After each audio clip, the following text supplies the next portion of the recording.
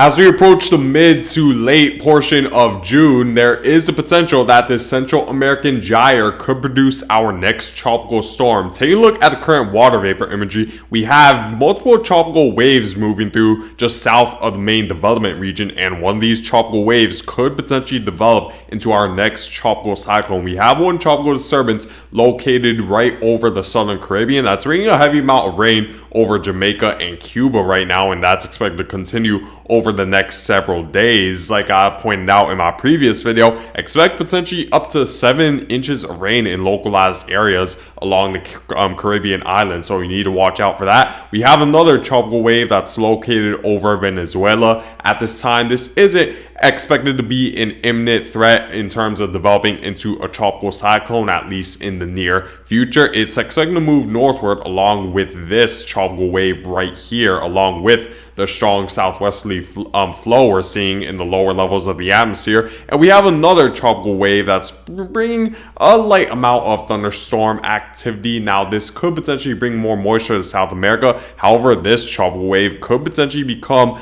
our next potential when it comes to tropical cyclone development in the Caribbean. But right now, the conditions aren't conducive enough for tropical cyclone development over the Caribbean. The wind shear is just too strong, and even the lower level winds are just too strong for an area of moisture to develop a well-defined surface level low to where the heat and all the energy could focus in around the center of circulation without being diverted by the strong southerly winds.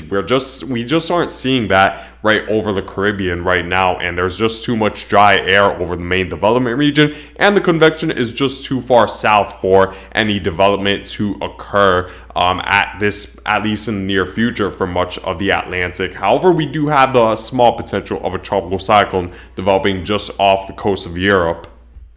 Taking a look at the global tropics hazards outlook over the next 3 weeks, we do see that we have seen some changes regarding the forecast over the next few weeks. For next week, conditions should remain drier than usual for the most part over the Gulf of Mexico, around average when it comes to precipitation over the Caribbean. But headed into week 3, which is the week between June 21st and June 27th, there is an enhanced risk of above average rainfall over the Central America, as well as areas right over the main development region. So that certainly could bring about a tropical cyclone out of this enhanced amount of rainfall, as there's Central American gyre going on, which is typical to see this early in the hurricane season. And typically the Central American gyre is responsible for a lot of tropical cyclones developing in the Caribbean as well as the Gulf of Mexico. So we're definitely going to need to pay close attention to the gyre over the next several weeks, because it could bring about our next tropical cyclone.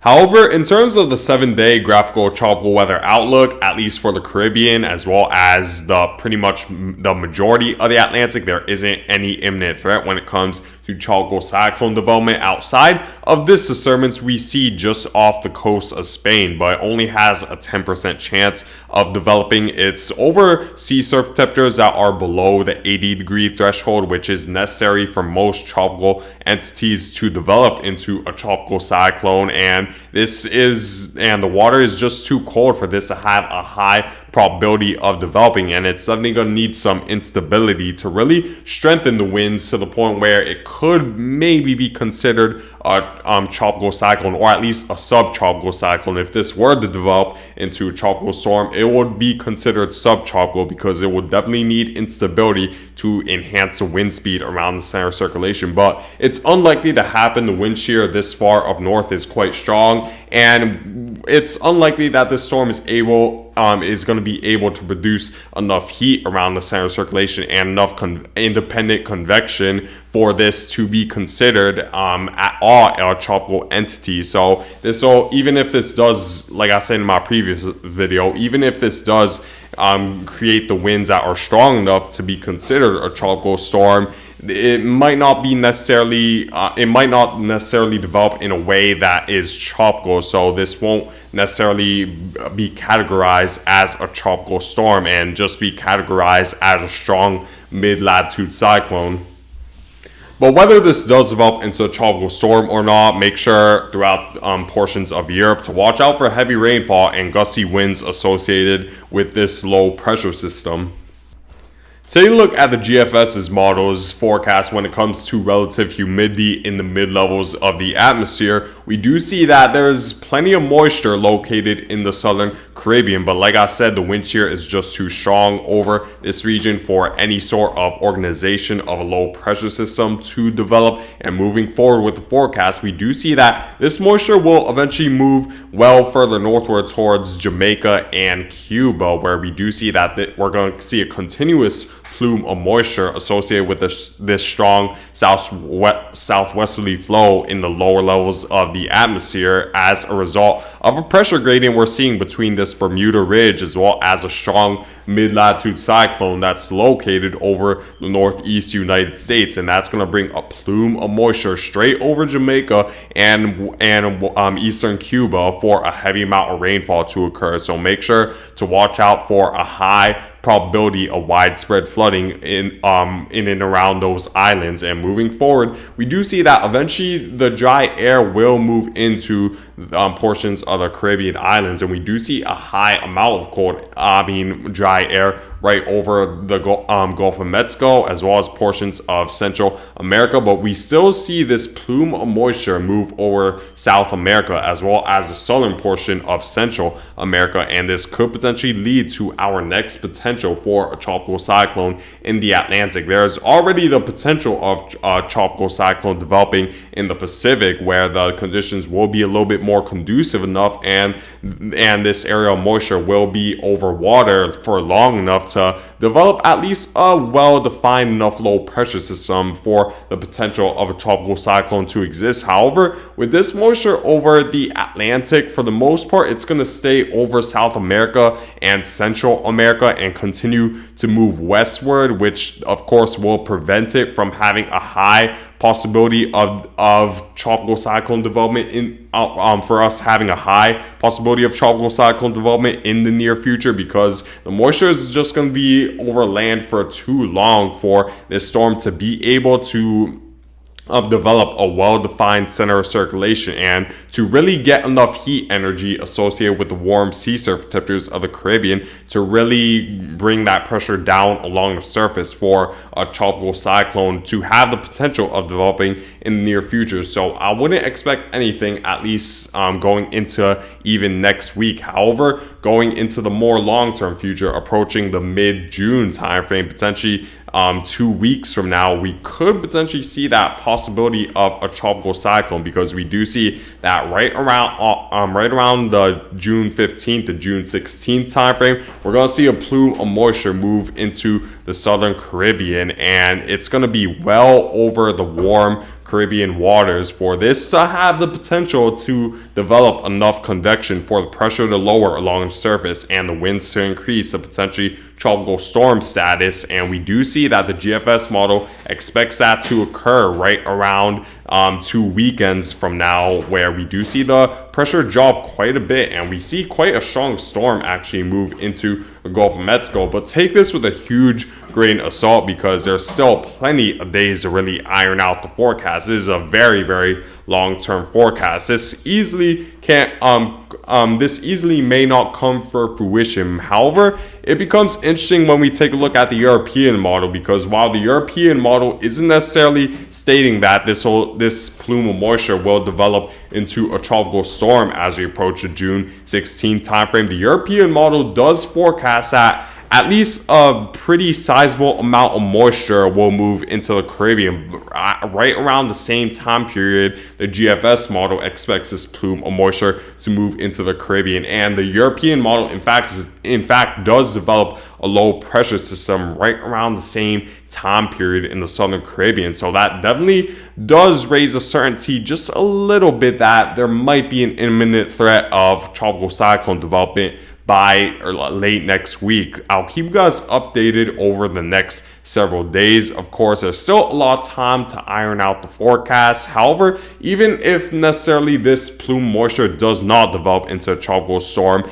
there's still that potential that with this continuous plume of moisture that's moving just south of the main development region and into South America, and this gyre going on over Central America, there could be of course, a higher risk of tropical cyclone development as we approach the mid to later part of June in the southern Caribbean. So I'll keep you guys updated, as it seems like there's a pretty big trend between the computer models bringing a high amount of moisture to the Caribbean. Now let me show you guys a European model to show you guys exactly what I'm talking about.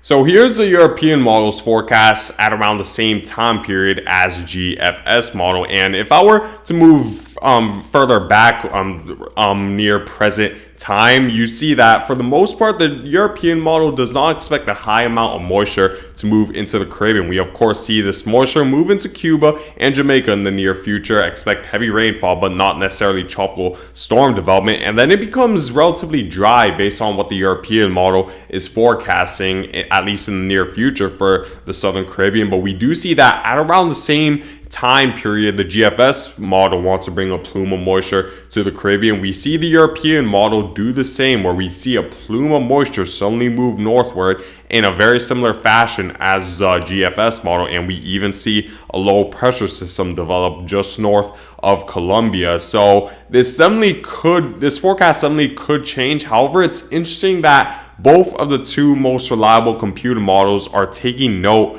of this trend where the moisture is moving northward. So I will say it is slightly more certain that there could be an imminent threat of tropical cyclone development by next week, but definitely we're definitely going to need to pay close attention to how the computer models shift their forecast, because of course this forecast is very far out. So it's definitely far from certain, but definitely more certain because both of the two main computer models are expecting this plume moisture to move into the southern Caribbean. So I'll keep you guys updated over the next several days regarding this plume of moisture. What we're really gonna need to see for this to have a high possibility of developing is a track, because of course a track forecast will play a big role, because if this were to move a little bit further northward a little bit earlier, it would definitely have more time over water, and it'll definitely have less land interference, so the pressure would be able to lower with the sea surface temperatures being able to warm up the surface air mass to the point where the air pressure will be lower, the wind speed will increase around center circulation, and as a result we see a more well-defined storm in general for this to have a strong possibility of developing into a tropical storm. However, if the opposite happens where it stays a little bit further southward, then of course the chance of this developing into Tropical Storm Bret is far less likely, since it won't have enough time over water. And of course other factors will play a role, such as the amount of wind shear that will be over this storm as we approach this time period. Let's take a look at the wind shear forecast right now from the GFS model.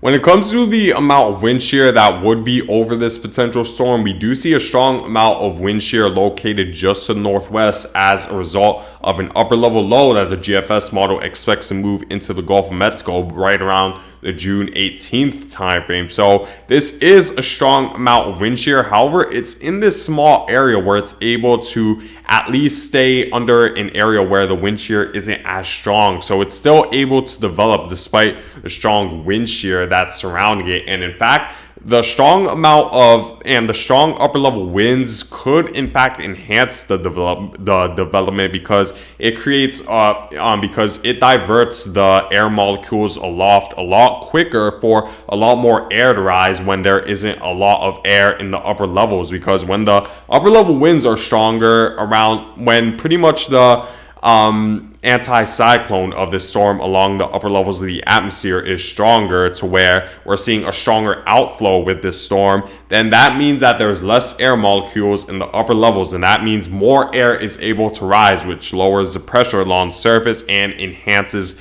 the wind speed and strength of this storm. So this wind shear we're seeing right here, this could potentially enhance the storm's intensity because there's a stronger outflow, and it's in an area where it's just able to where the wind shear is just light enough for this to still develop in an organized fashion. So we're definitely going to need to pay close attention if this will stay, if this forecast remains as we approach late next week, because that'll be a huge determinant if this develops into a tropical cyclone or not. But I'll keep you guys updated over the next several days.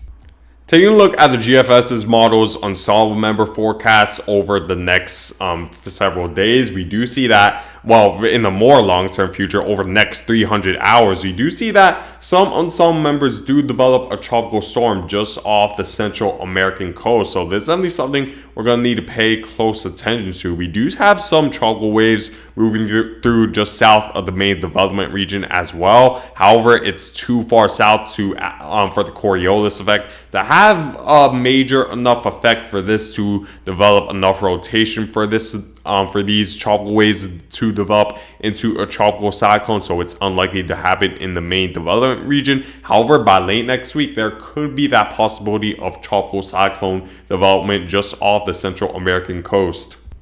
However, for the short-term future, the Caribbean islands need to pay very close attention due to the heavy rainfall threat that's expected to occur over the next 5 days, where portions of Cuba and Jamaica could experience localized areas of 7 inches of rain and a large area of 3 to 5 inches of rain over Cuba and Jamaica. So make sure to pay close attention to this, especially if you're in an area that's very vulnerable to flooding.